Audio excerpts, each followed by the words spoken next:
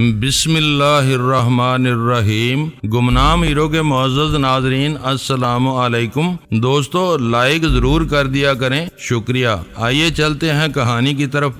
اوئے میں تیرے صدقے جاواں، میں پہلے ہی سمجھ رہا تھا کہ تو کوئی معمولی چیز نہیں ہے، جا تیرا رب رکھا۔ تیرا ذکر میں نے آہو سے سن رکھا تھا، یہ کہہ کر وہ ایک بار پھر مجھ سے لپٹ گیا۔ بولا اس سور کے پتر سے بچ کے رہنا، بہت بدماش شے ہے وہ، اور تیرا تو وہ خون کا پیاسا ہے، میرے بہت قیمتی ہیرے وہ ہضم کر چکا ہے، اور نام وہ تیرا لے رہا تھا۔ بکتا ہے اس کی الماری سے وہ ہیرے ماجدہ نامی ایک عورت نے چرا لیے تھے، مگر اس میں سے آدھا مال اس نے کچھ عرصہ پہلے اسے واپس کر دیا تھا۔ اچھا مجھے تو اس نے کچھ نہیں بتایا، مجھے ذرا اس معاملے کو تفصیل بتاؤ، میں اس سے وہ سارا مال اگلوا لوں گا۔ جگت سنگھ حیران ہو کر کہا۔ میں نے تمام واقعات اسے مختصراً بتائے تو وہ بولا تو یہ قصہ ہے، خیر میں 10-15 دن تک اس کے پاس جاؤں گا، پھر دیکھوں گا کہ وہ کیا کہتا ہے۔ اچھا اب میں چلتا ہوں، یہ کہہ کر میں بریف کیس کمر کے ساتھ باندھنے لگا تو وہ بولا ٹھہر جا یار، شاید ادھر ہمیں چھوٹی کشتی مل جائے، ایک ڈونگا سا درا رہتا تھا یہاں۔ یہ کہہ کر وہ مجھے دریا کے کنارے آگے گھنے درختوں میں لے گیا۔ اس کا خیال درست نکلا، ایک چھوٹی کشتی وہاں اوندے منہ پڑی تھی اور چپو اس کے نیچے دبے تھے۔ اس کشتی کو بڑی مشکلوں سے دھکیل کر ہم دریا تک لے گئے۔ یہ تو بڑی مضبوط کشتی ہے جگت سنگھ جی، ہاں میں تمہارے ساتھ چلتا ہوں، تمہیں پار اتار کر اسے میں واپس لے آؤں گا۔ یہ کہہ کر اس نے چپو سنبھالے اور مجھے کشتی میں بٹھا کر دوسری طرف لے چلا۔ وہ اچھا کشتی ران تھا اور پانی کے تیز بہاؤ سے نبڑ نہ جانتا تھا۔ گھوڑی اس نے جنگل میں ایک درخت سے باندھ دی تھی۔ ڈر مجھے یہ تھا کہ دوسری طرف پاکستان کی فوج کا کوئی دستہ اگر گشت پر ادھر اس طرف نکل آیا تو ہم دونوں ہی مارے جائیں گے، مگر میرے خدشے بے بنیاد ثابت ہوئے۔ ہم بڑے اطمینان سے دوسری طرف جا پہنچے۔ ابھی کشتی کنارے پر نہیں لگی تھی کہ جگت سنگھ نے مجھے اتر جانے کے لیے کہا۔ بولا یہاں پانی بس گھٹنے گھٹنے گہرا ہوگا، میں کشتی واپس لے جا رہا ہوں، تم کنارے پر پہنچتے ہی تیزی سے کسی طرف نکل جاؤ۔ ٹھیک ہے یار، میں اتر رہا ہوں، رب رکھا۔ یہ کہہ کر میں کشتی میں سے اچھل کر پانی میں کود گیا۔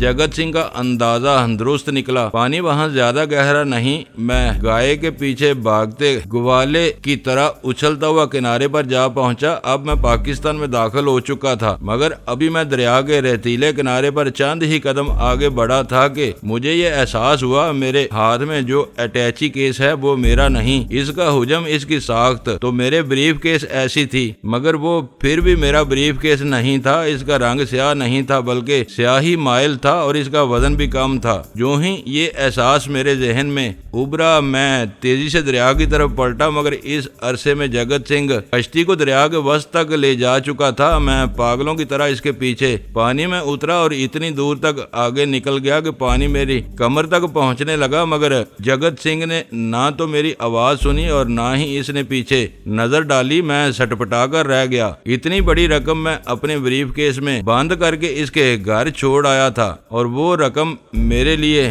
گونگے کا خواب ہوئی جاتی تھی۔ میں اس سے کسی بھی طرح ہاتھ دھونا نہیں چاہتا تھا۔ احساس مجھے یہ تھا کہ میرے ساتھ دھوکا ہوا ہے۔ کلونتی نے عمدن مجھے میرے بریف کیس کے بجائے اس جیسا کوئی اور بریف کیس تھما دیا تھا۔ میں سمجھتا تھا کہ اس نے یہ سب کچھ جان بوجھ کر کیا ہے۔ رقم کے لالچ نے اس نیم آدمی کو راستے کی راہ سے ہٹا دیا۔ اگر ایسا نہ ہوتا تو وہ میرے ساتھ ایسا ہاتھ کبھی نہ کرتی۔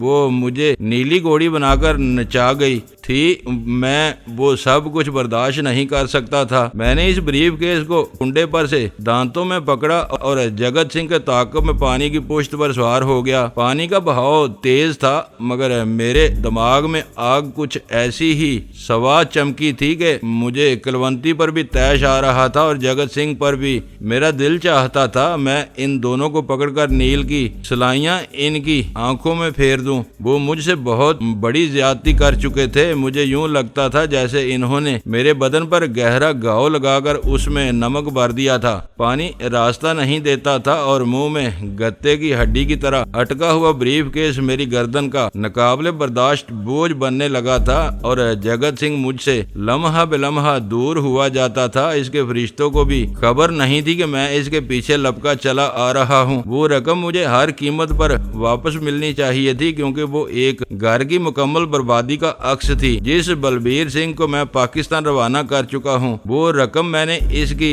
رگوں سے نچوڑی تھی اور اس رقم سے میں بڑے کام لے سکتا تھا، مگر اب وہ پانی میں نمک ہوئی جاتی تھی۔ میرا اور جگت سنگھ کے درمیان فاصلہ بڑھتا ہی چلا گیا۔ جب میں ہانپتا کانپتا دوسرے کنارے پر پہنچا تو اس وقت تک جگت سنگھ کشتی کو جنگل میں اوندا ڈال کر گوڑی بگاتا ہوا واپس جا چکا تھا اور اب میرے سامنے ایک طویل تھکا دینے والی مسافت تھی۔ مجھے ایک بار پھر گیدڑ بنڈی تک پیدل سفر کا مرحلہ درپیش تھا اور بدن میرا اس دریا کی مشقت نے اتنا تھکا دیا تھا کہ میرا دل چاہتا تھا میں وہیں کہیں ہاتھ کا سرانہ بنا کر لیٹ جاؤں، لیکن وہ سائیں سائیں کرتا جنگل، وہ یہاں سے وہاں تک پھیلی مرطوب زمین مجھے کہاں راہ دیتی تھی۔ میں جگت سنگھ کے تعاقب میں لپکتا چلا گیا، مگر ابھی میں آدھا راستہ ہی طے کر پایا تھا کہ اچانک مجھے سامنے سے ایک گھوڑ سوار اپنی طرف آتا دکھائی دیا۔ اس کی بلا خیز رفتار نے مجھے پگڈنڈی چھوڑ دینے پر مجبور کر دیا۔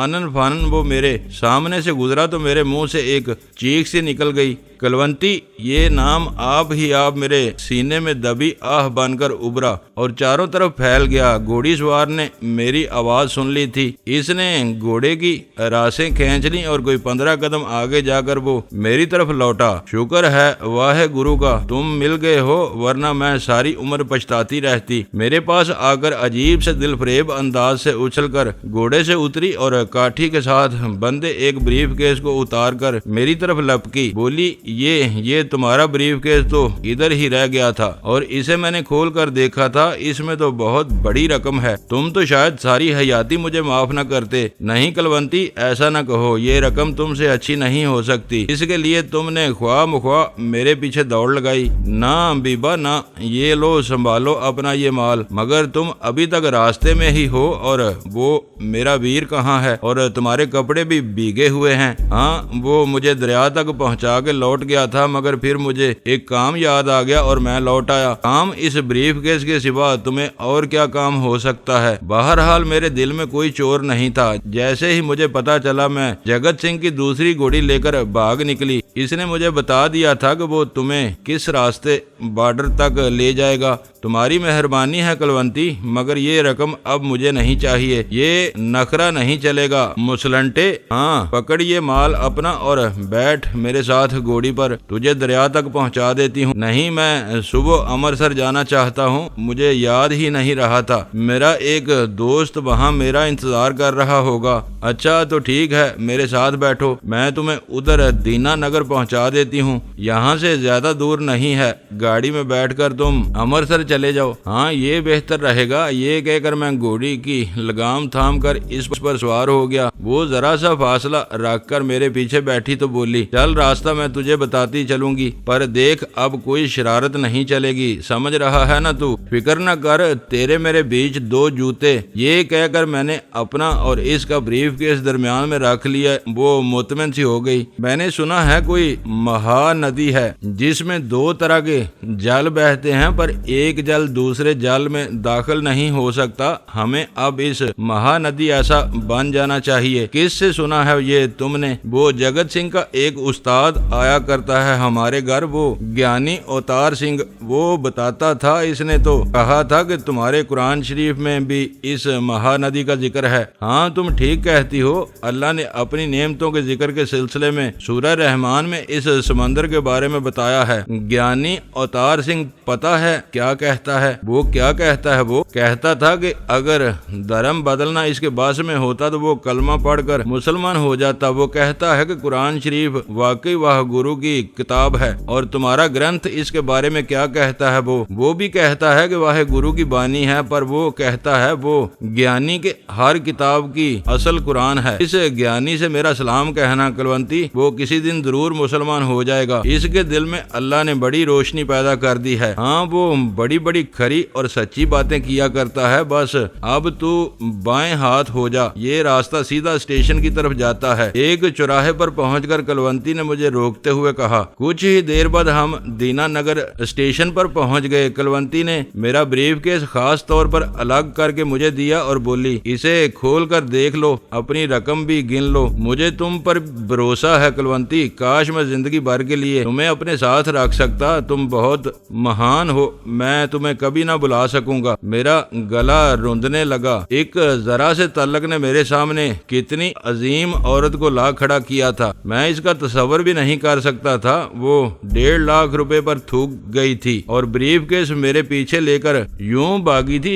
जैसे मैं जहरीले सांपों की पिटारी इसके घर में भूल आया था। वो चाहती तो इस रकम को सफा चट हजम कर सकती थी, मैं इसका कुछ भी नहीं बिगाड़ सकता था। मेरी तमाम तर मजबूरियां इसके सामने सर निवाड़े खड़ी थी, मगर वो इनसे सरफे नजर करके मुझे मेरी रकम लौटा देने के लिए इनकी तारीकी को चीरती हुई इस रास्ते पर आंधी तूफान की तरह बढ़ती चली गई, जिस पर से गुजर कर मैं सरहद पार कर गया था। जब मैं दीनानगर स्टेशन पर से गाड़ी पर बैठा तो इस वक्त पौ फट रही थी और मेरे कपड़े बड़ी हद तक सूख चुके थे। कलवंती मुझसे हाथ मिलाकर और मेरे हाथ की पुश्त को अपने आंसुओं से तर करके जब रुखसत हुई तो मुझे इसकी ज़हनी और कल्बी कैफियतें बहुत ही ज्यादा जेरो जबर होती नजर आती थी। मगर फिर इसने एक जोरदार झटके से अपनी नजरें छुड़ाई और घोड़ी को शाहसवार ऐसे अंदाज से एड़ देकर लौट गई थी। वो वाकई जगत सिंह ऐसी जुतरी मर्द की बहन कहलाने की हकदार थी। इसमें सुंदरता भी थी, इसकी जमाल आफरीनी के रंग तो मैं देख चुका था, मगर इसके जलाल के भी कई परतू मुझे उस रात हैरान कर गए। मैंने गाड़ी में बैठने के बाद गुसलखाने में जाकर अटैची केस खोलकर नोट गिने, रकम पूरी थी और मुझे अपनी ही नजरों में जलील करने के लिए बहुत काफी थी। मैंने जब लौटकर रावी में छलांग लगाई और जगत सिंह के ताक़ब में पीछे लपका तो मेरे जहन में यही वसवसा था कि वो लोग मुझसे हाथ कर गए हैं। एक रात के लिए मुझे अपने हाथ ठहरा कर इन्होंने मुझे पूरी तरह साफ कर दिया है। वो रकम अगर कोई यूं ही 1000-2000 तक होती तो मैं सब्र ही कर जाता। मैं समझता खो गई है, मैं और पैदा कर लूंगा, मगर वहाँ तो सूरत हाल ही मुख्तलिफ थी। पक्के गुर लहर ऐसी वो चीज मेरे ब्रीफ केस में बंद थी। बड़े बड़ों का ईमान ऐसी रकमें खराब कर देती हैं। वो तो फिर कलवंती थी, जगत सिंह की बहन। इन लोगों की यकायान ही यही थी कि जिस तरह भी हो सके दौलत इकट्ठी कर लो। लेकिन इन सब बातों के बावजूद जब मैंने कलवंती को अपने पीछे यूं दौड़ते देखा तो फिर मैं अपनी ही नजरों में जलील होकर रह गया। वो मेरे वसवसों को कफनाने के लिए पुड़िया का लट्ठा लिए चली आई थी। गुसल खाने से निकलकर मैं बड़े इत्मीनान से अपनी निशिस्त पर जा बैठा। मुझे इस संदरे आबी से मिलना था। इसने मुझसे यही कहा था कि वो मुझे अमृतसर में दरबार साहब के सामने मिलेगा। दिन और तारीख भी इसने मुझे बता दिए थे, मगर मुझे अंदाजा नहीं हो रहा था कि वो किस दिन वहां पहुंच सकेगा। फिर भी मैंने तय कर लिया था कि मैं चंद दिन अमृतसर में रहकर इसका इंतजार करूंगा। ये बात तो अब साबित हो चुकी थी कि इस हुरमा नसीब बहन के नए जख्म में सरहद के इस पार के किसी आदमी का हाथ नहीं था, ना बलबीर का ना भंडारी का। वो अभी इस सिमत कोई कदम नहीं उठा सके थे कि किसी ने इसको कबीर शाह के घर से उठवा लिया। मेरी चरबांक दीदा तस्वीर मुझे ठहर ठहर कर रुसवा करती थी। मुझे परवाह नहीं थी किसी चीज की। कोई चाहे अमृतसर शहर को आग लगा देता, कोई डलों साहब के गांव को मसमार कर देता, मेरे सब बराबर थे। मैं टेको कफन घर से बांध कर निकला था और अब मैंने तय कर लिया था कि मेरे सामने जो भी आया मैं इसे तहस नहस कर दूंगा। मैं अपनी माँ जाई बहन आसिया को मजीद दलीलो ख्वार होते नहीं देख सकता था। मेरे सब्र के सारे पैमाने लबरेज हुए जाते थे। मुझे मालूम था कि मेरी कब्र मेरे इंतजार में है। मुझे कोई और ज्यादा दिन नहीं जीना। एक एहसास था जो मुझे रह रह कर डसता रहता था कि जलानी जिंदगी की चंद ही सायतें बाकी रह गई हैं और बकौल के अब तेरी उम्र की नकदी खत्म होती जाती है। अब तुझे उधार की हाजत है, वो भी शायद तुझे न मिल सके। बेहतर यही है कि तू आसिया को इस हौलनाक दलदल से निकाल ले। तेरे बाद तो फिर वो या किसी चकले में पूर तबाह होगी या फिर वो खून थूक थूक कर किसी गुप्त अंधेरी कोठड़ी में बेयारो मददगार मर जाएगी। अमृतसर तक का वो सफर मेरे लिए सुहाने रूह बन गया। मुझे यूं महसूस हो रहा था जैसे मैं अपने रास्ते से भटक चुका हूँ। मंजिल मेरी निगाहों से ओझल है और मैं भूल ही चुका हूँ कि आसिया इस नए बरज़ख में से गुजरकर किस जहन्नम में जा गिरी होगी। मुझे अपनी सारी दौड़ धूप, सारी तपस्या अकारत नजर आ रही थी, क्योंकि मैं तो अब तक इस बदनसीब को इसकी सलीब से एक कदम भी पीछे ना खींच सका था और तकदीर इसकी हथेलियों में मुसलसल मीखें गाड़ती चली जा रही थी। मैं तो शायद पागल हो चुका था। किसने ये बात मेरे जहन में पुख्ता कर दी थी कि इसे बलबीर ने उठवा लिया है, और कैसे मैंने इस पर यकीन कर लिया। मैं अपने आप से ही शर्मसार हुआ जाता था। जब मैं अमृतसर पहुंचा तो मेरे अंदर एक अजीब सी दुहाई, एक अजीब सी मानमत मची थी जिसे मेरे वजूद की हर अकाई सच्चाई कफनाई जा चुकी हो। मैं दिल से चाहता था कि जिस तरह भी मुमकिन हो मुझे अभी इसी रोज दरबार साहब के सामने मिल जाए। मुझे यकीन था कि वो मेरे पीछे अमृतसर जरूर पहुंचेगा। वो मुझे मेरी इस नई राह में फरामोश नहीं कर सकेगा। मगर मेरा हिसाब गलत था। अभी ने इस रोज तो मुझे वहां मिलने का वादा नहीं किया था। मैं लौटकर बालक राम के पास भी नहीं जाना चाहता था। इसको पहले ही मैंने पुलिस की नजरों में नुमाया कर दिया था और डर मुझे ये था कि अगर मैं इसके बारे में सही मालूमात हासिल किए बगैर वहां जा पहुंचा तो पुलिस कहीं मेरी ही गर्दन में रस्सी न डाल दे। गाड़ी से उतरकर मैं स्टेशन से बाहर निकला तो मेरी समझ में नहीं आ रहा था कि मैं कहां जाऊं, किस तरफ निकलूं कि मैं इन लोगों की नजरों से बच जाऊं जो मुझे पहचानते थे। मेरे होंठों की सूजन मुकम्मल तौर पर खत्म हो चुकी थी और अब कोई भी शख्स मुझे देखकर ये नहीं कह सकता था कि मैं कोई बहरूपिया हूँ। दाढ़ी मुझे सजती थी और सर पर रखी पगड़ी मुझे सजा और पक्का सिक्का साबित करने के लिए बहुत काफी थी। अगले 4 दिन मैंने एक दूसरे दर्जे के होटल में यूं गुजारे कि मैं दिन रात कमरे में बंद होकर पड़ा रहता। इस दौरान मैंने वहां किसी भी आदमी से कोई राब्ता कायम न किया। यहाँ तक कि मैंने बालक राम के बारे में भी सब कुछ फरामोश कर दिया। दरअसल मेरा दिल कुछ इस हद तक अफसरदगी और मायूसी की ज़द में आ चुका था, मुझे किसी भी चीज से दिलचस्पी बाकी नहीं रही थी। मैं शायद ज़हनी तौर पर मफलूज होता जा रहा था। अपनी शिकस्तों और आज़र्दगियों का जब मैं हिसाब लगाता रहा तो मेरा दिल डूबने लगता था, जैसे किसी ने मुझे दीवार में चुनकर नेफा बांध दिया है। मुझसे ज्यादा बेसमर और कौन हो सकता था। वो दिन दरअसल मैंने अपने हिसाब किताब में सर्फ कर दिए थे और मैं इस नतीजे पर पहुंचा था कि वो जख्म जो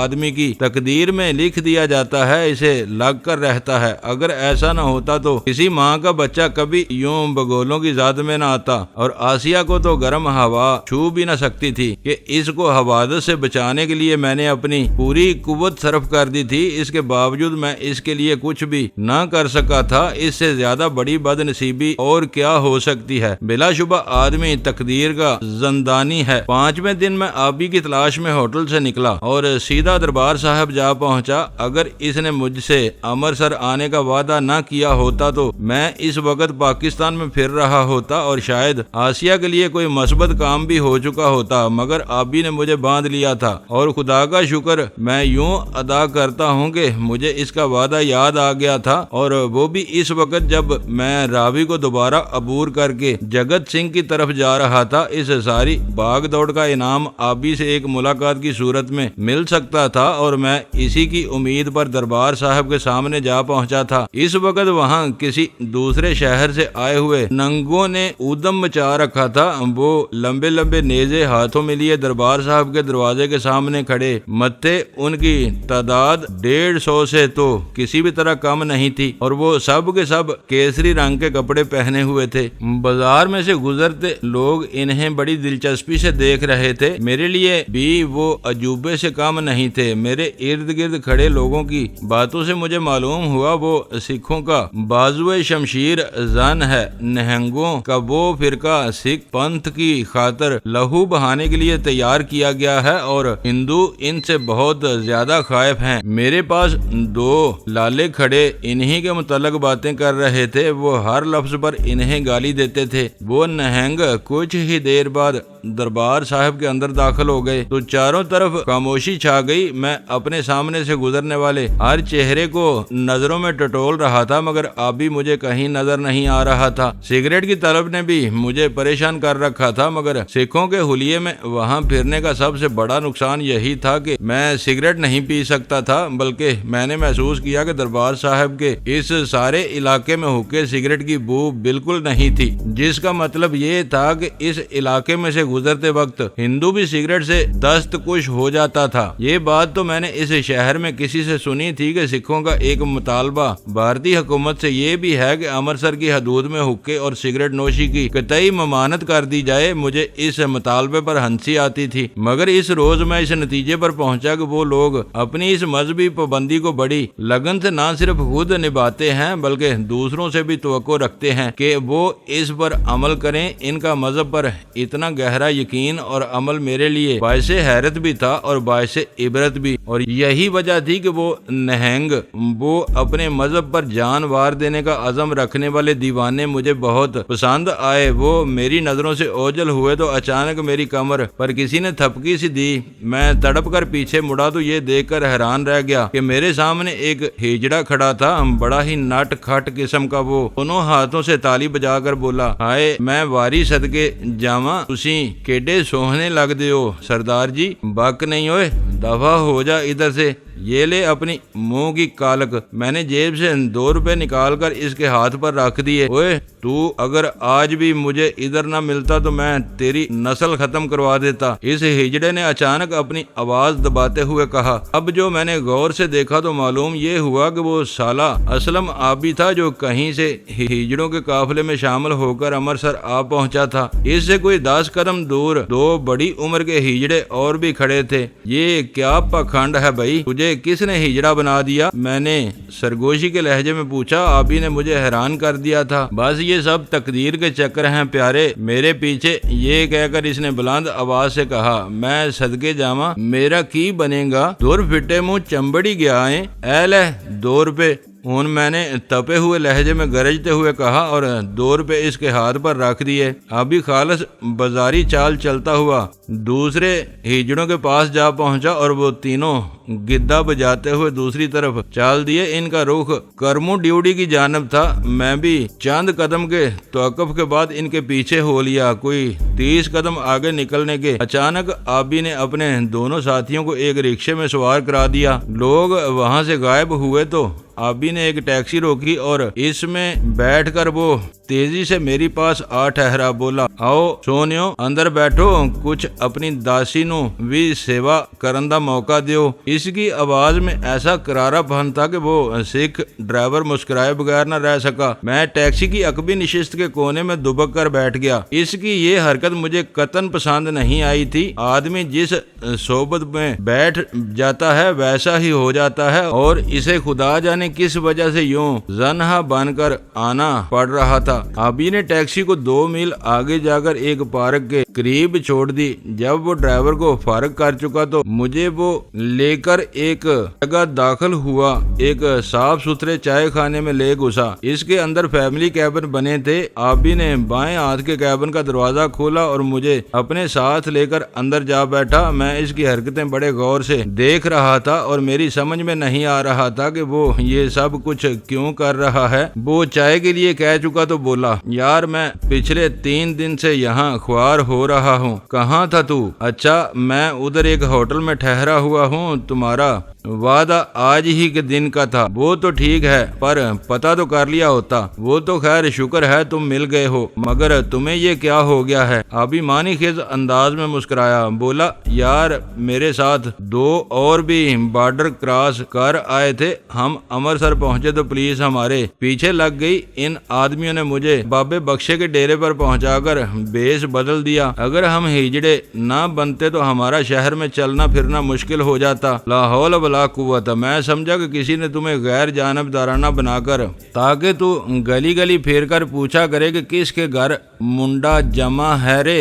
نہیں یار، ایسا بھی اندھیر نہیں مچا ہے ابھی مونچھوں کا، البتہ مجھے بہت افسوس ہے۔ کوئی بات نہیں، ویسے تو اس ہولیے میں بڑا خوبصورت نظر آ رہا ہے، ایک دفعہ تو دیکھنے والے کا دل پشوری کر دیتا ہے۔ اب یہ بتا کہ تو نے اتنی مصیبت اٹھائی کس لیے ہے؟ اچھا تو یہ بھی مجھے بتانا پڑے گا۔ یار کیا ہو گیا ہے تجھے؟ میں تو اس لیے ادھر آیا ہوں کہ اگر تو کسی چکر میں ہے تو تیری کچھ مدد کر سکوں۔ مجھے کوئی چکر آ جاتا تو پھر میں تجھے ادھر کیسے نظر آ سکتا تھا؟ پیارے ویسے میں بارڈر کراس کر گیا تھا دوسری طرف سے۔ وہ کس طرح؟ یعنی تو دوبارہ ادھر آیا ہے؟ ہاں آہستہ بولو، کوئی سن نہ لے۔ یہ کہہ کر میں نے اسے راوی پار کرنے کا سارا قصہ بتا دیا۔ وہ بہت حیران ہوا، بولا یار ایسی بھی کوئی اللہ کی بندی رہتی ہے ادھر جس نے 1.5 لاکھ روپے کی رقم تجھے دوڑ کر لوٹا دی؟ مجھے یقین نہیں آتا۔ ہوا یہی ہے ابھی، اور یہ بات بڑی حیرت انگیز ہے۔ بہرحال اب ہمیں فوراً لاہور پہنچنا چاہیے۔ یہ بریف کیس وہی ہے۔ ابھی کا ذہن ابھی تک اس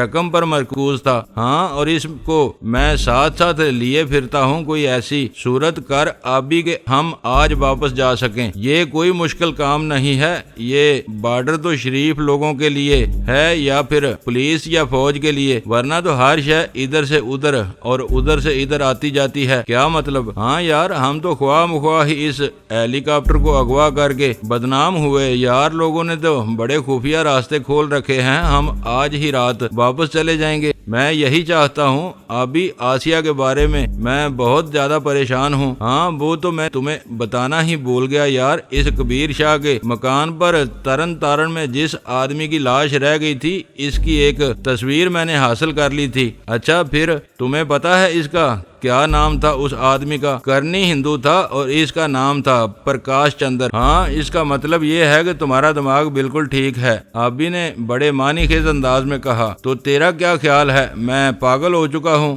ہاں، یہ کس نے کہا ہے تجھے؟ کسی نے بھی نہیں، آبی نے بڑی عیاری سے ایک آنکھ دبا کر کہا۔ بس ایسے ہی میرا خیال تھا کہ تیرا دماغ سینٹر میں نہیں ہے۔ خیر اب میرا یہ شک بالکل رفع ہو گیا ہے۔ قسم اللہ کی میں تیری دماغی صحت کی سال ملی تصدیق کرتا ہوں۔ بک نہیں ہوئے تیرا میں مغز کھول دوں گا۔ ابھی کیا بک رہا تھا تو کہ اس کی تصویر حاصل کی تھی تو نے اس ہندو کی؟ ہاں یار، اور میرے ایک دوست عزیز احمد کے پاس سندھی کے اخبار آتے ہیں، اوکاڑا میں ایک رات میں نے اس کے گھر میں گزاری۔ میں سندھی زبان بہت اچھی طرح پڑھ سکتا ہوں۔ میں نے عزیز احمد کی الماری سے کئی ماہ کے اخبار یوں ہی جستا جستا دیکھے تو ایک اخبار میں مجھے ایک تصویر نظر آئی جو مرے ہوئے پرکاش چندر سے ہو بہو ملتی تھی۔ اچھا وہ تصویر پولیس نے چھپوائی ہوگی؟ نہیں یار، وہ تصویر کسی نہال چند نے چھپوائی تھی۔ وہ ادھر سکھر میں رہتا ہے۔ اس نے لکھا تھا کہ اس کا بھائی مہیش چند کئی روز سے لاپتہ ہے، اس کے بارے میں خبر دینے والے کو 1000 روپے انعام دیا جائے گا۔ اچھا وہ تصویر ہے تیرے پاس؟ ہاں مگر یہاں نہیں، اسے میں اوکاڑا ہی چھوڑ آیا تھا عزیز احمد کے پاس۔ تو کہنا کیا چاہتا ہے یار؟ میرا کہنے کا مطلب یہ ہے کہ ہم یہاں سے پاکستان جا کر سیدھے سکھر جائیں گے اور نہال چند سے مل کر پوچھیں گے اس کا بھائی کن لوگوں میں اٹھتا بیٹھتا تھا۔ وہ تو ٹھیک ہے مگر یار اس کا نام تم نے مہیش چند بتایا ہے۔ میں نے آبی کو یاد دلا دیا۔ ہاں یہ بھی ایک اہم سوال ہے۔ عین ممکن ہے اس آدمی نے اپنے بازو پر غلط نام کھدوا رکھا ہو لوگوں کو دھوکہ دینے کے لیے، یا پھر پولیس نے وہ نام ہی غلط پڑا ہو۔ ہاں یہ ہو سکتا ہے۔ ہمیں اس نہال چند سے ضرور ملنا چاہیے۔ اگر ہمیں معلوم ہو جائے کہ وہ مہیش چند وہی ہے جس کی اسے تلاش ہے تو پھر مجھے یقین ہے کہ ہم کبیر شاہ پر حملہ کرنے والوں تک بڑی آسانی سے پہنچ سکیں گے۔ ہاں میں یہی چاہتا ہوں اور مجھے اللہ کے گھر سے پوری امید ہے کہ اب کی بار ہم اپنی بہن کو مصیبتوں کے منہ سے ضرور نکال لیں گے۔ یار کیا سوچتی ہوگی وہ؟ لعنت ہے ہماری زندگی پر بھی، آبی نے بڑے ہی متاسف لہجے میں کہا۔ اس کی آواز گلو گیر ہو گئی تھی۔ اس سے تو میں ہمیشہ کے لیے شرمسار ہو گیا ہوں ابھی، اور اب تو وہ بچے کی ماں بننے والی ہوگی اور میں بے غیرت بن کر ابھی تک جی رہا ہوں۔ یہ کالک اور بھی ناقابل برداشت ہے یار۔ جس کسی نے بھی یہ حرکت کی تھی وہ میں اس کا جوڑ کھول دوں گا، ترسا کر مار دوں گا میں اس بدماش کو، آبی نے دانت پیستے ہوئے کہا۔ یار تو اپنا یہ حلیہ بدل، اٹھ ابھی کسی جگہ سے ولایتی سوٹ خرید खरीद लेते हैं रेडी मेड। मैंने आबी के चेहरे पर थपे इस मेकअप, इसके कंधों पर फैले जदीद तर्ज के बालों की विग पर चिराग पा होकर कहा, मैं इसे इस हुलिये में बर्दाश्त कर ही नहीं सकता था। और शलवार इसने ऐसी रेशमी पहन रखी थी कि बस देखते रहिए। जब वो कमर को खालिस्तान जन्हों के अंदाज में बल देकर चलता था तो मुझे तैश आने लगता था, मगर मुझे ये मालूम नहीं था कि इसके अंदर एक अदाकार भी मौजूद है। वो हर किस्म के किरदार अदा कर सकता था। चाय खाने के इस छोटे से कैबिन से उठकर हम एक टैक्सी में बैठकर बाजार जा पहुंचे। वहां से मैंने अपने और आबी के लिए दो वलायती सूट खरीदे। रकम मैंने खुद अदा की क्योंकि आबी की जेब आजकल खाली थी। इसका बटवा किसी जेब कतरे ने 2 दिन पहले उड़ा लिया था। इसमें कोई 1500 रुपए रखकर वो गंवा चुका था। सूट के बाकी लवाजमात खरीद कर मैं आबी को अपने होटल में ले गया। जब हम लिबास तब्दील कर चुके तो एक दूसरे को देखकर खुदा का शुक्र बजा लाए कि हम अभी तक अपनी असल हालत में मौजूद थे और हमारी सूरतें शिकस्त व रेख्त का शिकार नहीं हुई थी। सबसे ज्यादा खुशी मुझे ये थी कि आबी की मर्दानगी बरकरार थी, वरना इसको जिस हुलिये में मैंने इस रोज देखा था इससे मुझे वहशत होने लगी थी। ऐन मुमकिन था कि मैं इसका नाम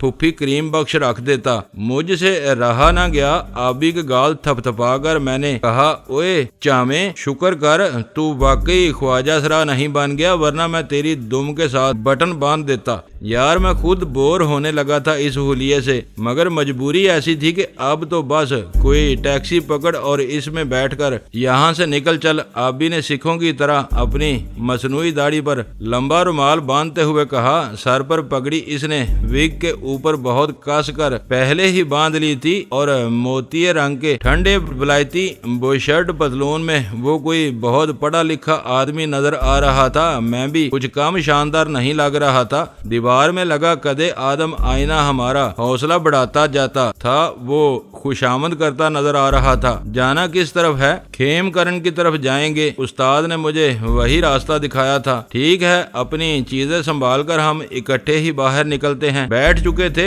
जिसका रुख खेमकरन की तरफ था। आबी ने रास्ते में मुझसे कोई बात नहीं की। वो ठहर ठहर कर मुझे खामोश रहने का इशारा करता। मैं इस खामोशी से तंग आ गया था कि एक जगह ड्राइवर ने रफा हाजत के लिए सड़क के किनारे टैक्सी रोक दी और खेत में जा घुसा। यार ये क्या मुसीबत है? तू मेरा मुंह क्यों बंद करता आ रहा है? ऐसी क्या बला है ये ड्राइवर? पागल ना बन जलानी। अमृतसर की खुफिया पुलिस के आधे आदमी टैक्सी चलाते हैं। ये भी इन्हीं का रिश्तेदार निकला तो खेमकरन से बांध कर हमें वापस ले आएगा, इसलिए चुप रहना बेहतर है। आज तू मेरी समझ में नहीं आ रहा है अभी, बिल्कुल भी। हमारी चुप इसके दिल में कई शुबे पैदा कर सकती है। हाँ, ये तो ठीक कह रहा है। अब हम मौसम शोसम की बात जरूर करते चलेंगे, ये भी जरूरी है। आबी ने मुझे तसल्ली देते हुए कहा, मगर मुझे इत्मीनान नहीं हो रहा था। आबी के चेहरे पर बेयकीनी की बहुत सी परछाइयां मंडला रही थीं। वो अंदर से पुरसुकून नहीं था। इसके दिल में इज़्तिराब ठहर ठहर कर इसकी आंखों में उभर आता था। कोई गड़बड़ की बात है तो मुझे अभी बता, मैं इसकी बत्ती गुल करके टैक्सी अपने कब्जे में ले लेता हूँ। यार तू इसकी किल मरोड़ ही दे, मुझे इसे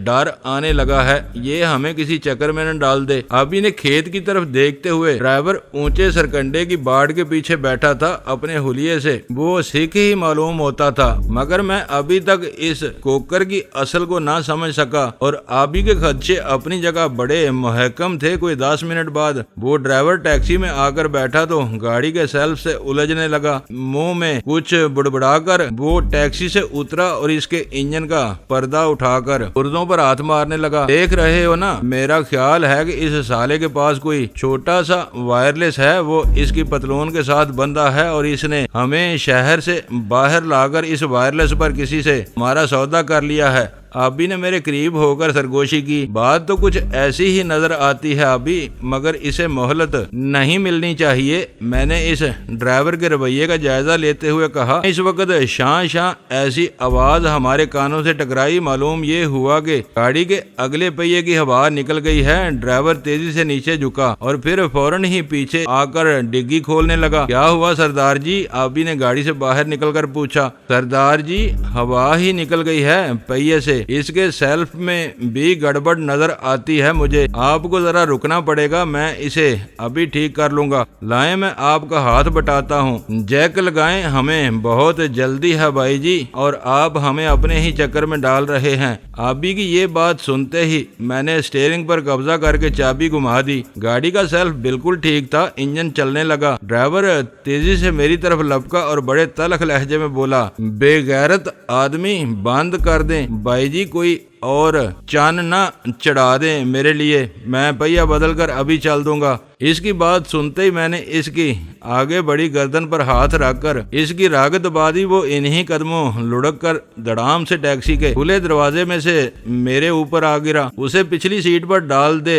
यार, इस चमरंग को पता नहीं किस को ये हमारे पीछे आने की दावत दे आया है। आबी ने इस कहरे बदन के ड्राइवर को उठाकर गाड़ी की पिछली नशिस्त पर डाल दिया और फिर इसकी तलाशी लेने लगा। तलाशी के लिए वो इसके पास ही बैठ गया। आबी का शुबा दुरुस्त निकला। इस ड्राइवर के पास एक बहुत ही जूद हिस्स वायरलेस सेट था जो इसने पतलून की पेटी के साथ बांध रखा था, और वो पेटी ही की सूरत में इसकी कमर से लिपटा था। इसको आबी ने खोलकर अलग किया और फिर वो इसके बटन दबाने लगा। इसमें 3 छोटे छोटे नाब लगे थे। एक बटन दबा तो हल्की हल्की आवाजें उभरने लगी। कोई कह रहा था, हेलो हेलो, क्या बात है मूर्ति, हमने जीप रवाना कर दी है, तुम यहाँ से 25 मील दूर हो, बस वो पहुंच ही रहे होंगे। जीप में कौन कौन है? आबी ने दबे दबे लहजे में पूछा। सब इंस्पेक्टर महेंद्र सिंह और 4 सिपाही हैं, आबी को जवाब मिला। इसके साथ ही मैंने हाथ बढ़ाकर इस वायरलेस सेट को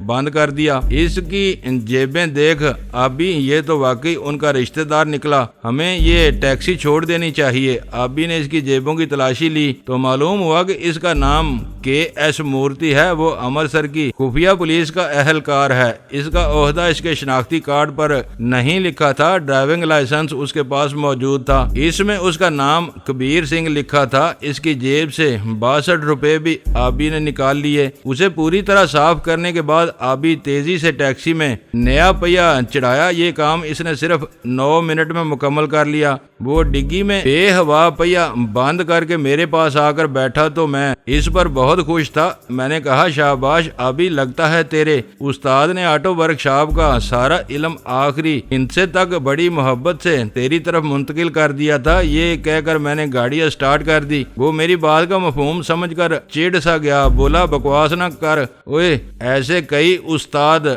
मैंने टांग के नीचे से गुजार दिए, तेरी तरह मैं गधे नहीं हाँकता रहा, गाड़ियां मेरे आगे पीछे फिरती रही हैं। तू ट्रैफिक पुलिस में काम करता रहा है। मैंने एक चुटकी और भरी, यार तुझे मजाक सूझ रहा है और वो लोग जीप लेकर चढ़े आ रहे हैं, किसी तरफ निकल चल। खेम किरण का रास्ता तो मुझे नहीं मालूम, मुझे भी अंधा ही समझ, पर इसकी रफ्तार तो बढ़ा और देख दाएं बाएं जो भी सड़क कच्ची पक्की तुझे नजर आए इस पर चढ़ जाना। यार तू वाकई हिजड़ा हो चुका है, उनकी सोबत तुझे ले डूबी। 2 ही दिन में वो तुझे अपने रंग में रंग गए। क्या मतलब, तू आखिर चाहता क्या है? हम दोनों कैद हो जाएं यहाँ, हमें किसी झगड़े में पड़े बगैर आज रात उकाड़ा पहुंच जाना चाहिए। मैं भी तो यही चाहता हूँ, मगर यूं हाथ पांव फैलाने से कुछ ना होगा। तू बस मेरा ये अटैची के संभाल रख, बाकी सब कुछ मैं खुद देख लूंगा। जलानी तू है आदमी